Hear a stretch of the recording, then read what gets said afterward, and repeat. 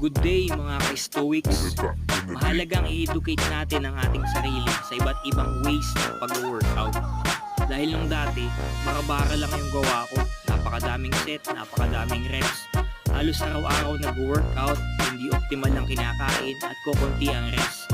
What if nung dati, alam ko na yung alam ko ngayon, di masulit sana yung pisa ko ngayon. Mahalaga pala talaga na i-educate natin ang ating sarili sa pinaka-the best workout plan para sa atin. And it depends on your body type right now kung ikaw ay medyo chubby, payat, o baguhan.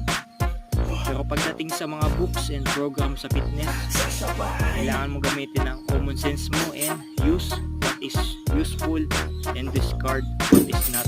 Sabi nga ni Bruce Lee. Yeah, buddy. Next again. Ang mga mare-recommend ko na books ay mga libro ni Mike Mentzer,